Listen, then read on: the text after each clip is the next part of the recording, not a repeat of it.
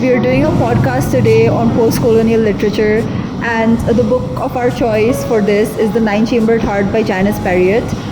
Janice Parriott is an Indian writer. So what the book is about is like the protagonists, you don't know them. They're narrated to you by 9 other people, and you get an overview of the character that they're talking about, but you don't know the character. You know the character's experiences, you know the character's desires, thoughts, but you don't know the character.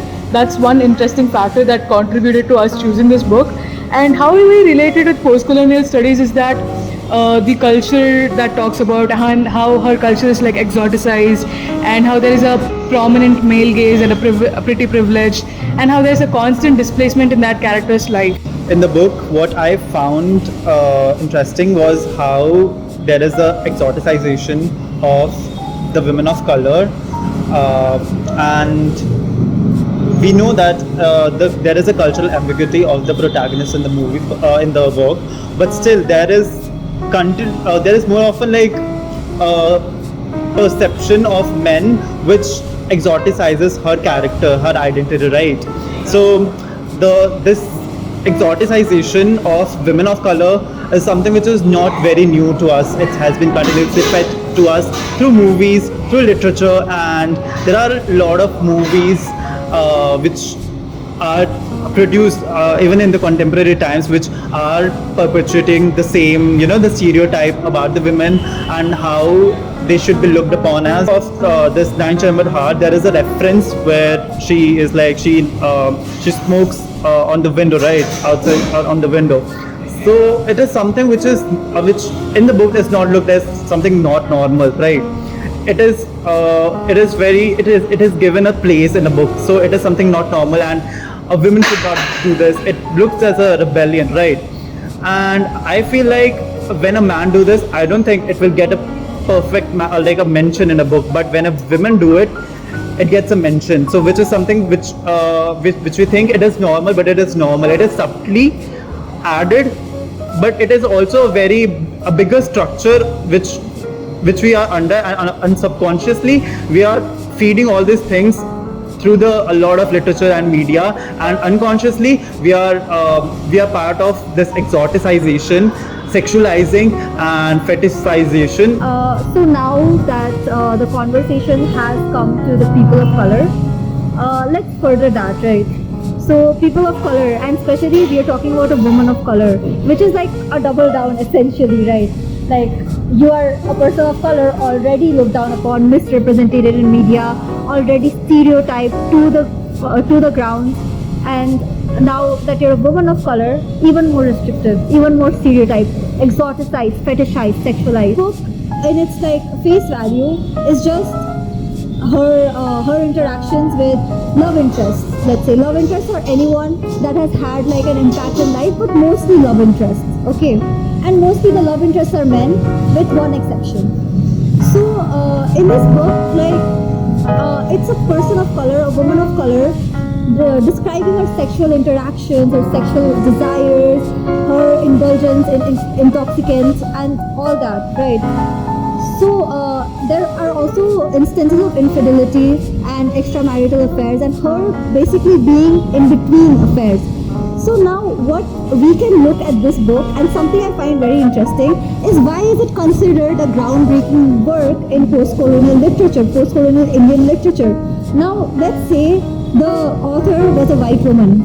Would her describing her sexual intercourse, her sexual pleasures, like her sexual expectations or desires or whatever it is, would it be looked at the same way? Would it still be groundbreaking? That's a very important question to raise, I feel like, when you're looking at post-colonial literature, because post-colonial literature in itself labels the literature and idealizes it. And as we all know, idealizing is a form of exoticization. It's not representation. It does not do what it's supposed to. Just naming a literature Dalit literature does not inherently make it more popular. It stereotypes it. And that is one point that is covered multiple times in Can the Subaltern Speak by Gayatri Spivak, how representation and misrepresentation are like theorized by her. So representation, if it's exoticized or stereotyped, it's not representation. Let's make one thing clear. And the book challenges the reader to like do exactly that, to understand exactly that, because the book in itself like criticizes the view of the male gaze.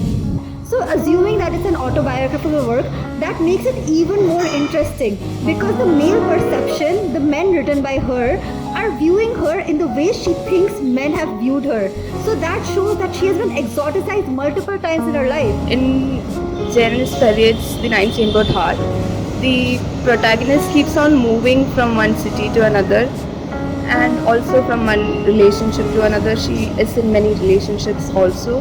And then since there is a constant moving throughout the country, she feels a sense of diaspora within herself, in her own country also.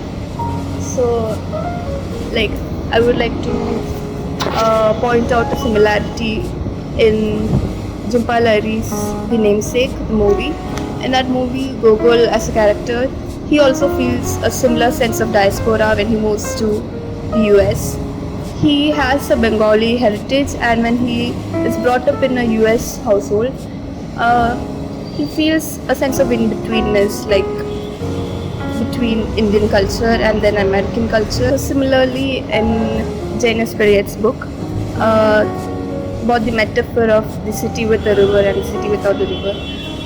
City with the river is seen as, the river in itself is seen as a symbol of life or identity, and for her it was a sense of happiness, the river.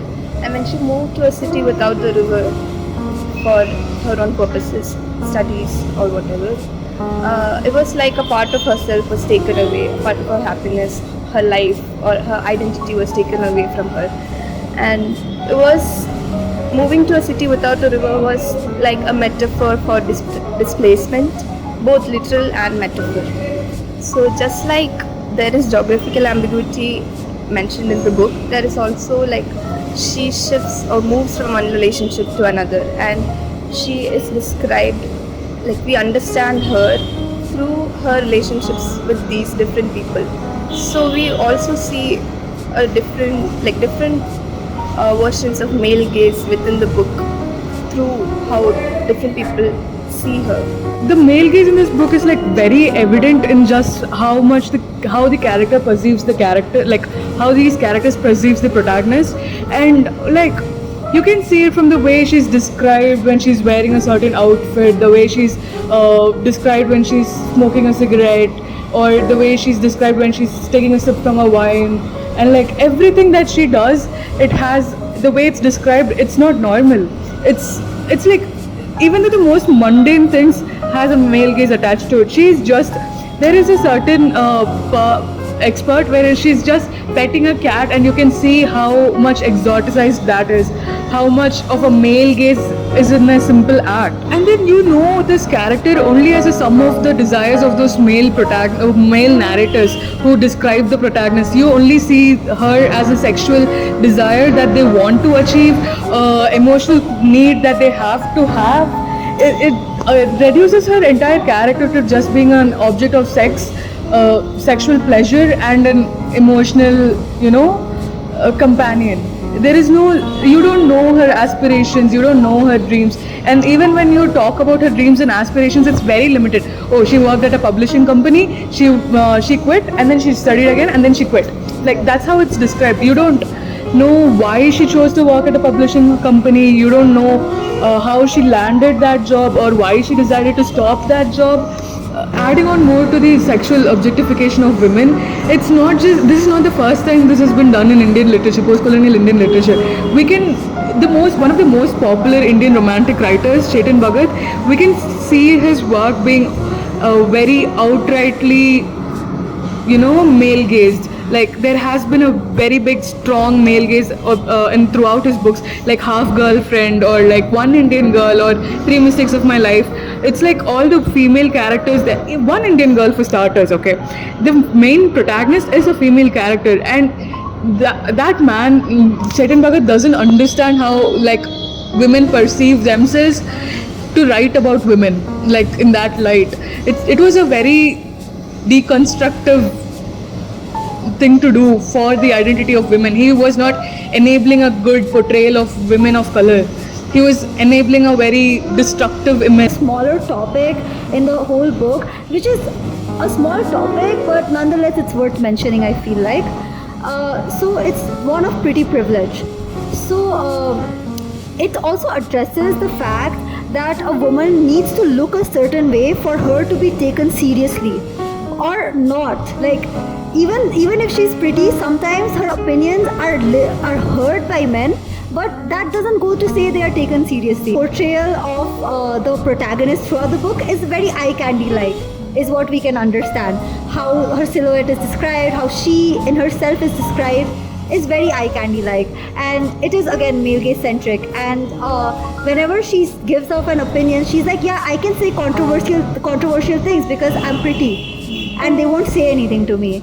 So that I feel like something is something worth mentioning. And just, it's like the entire book, you can see how pretty privilege has helped the protagonist get through like chapters like infidelity and like extramarital affairs and everything. It's like it's accepted because she's pretty.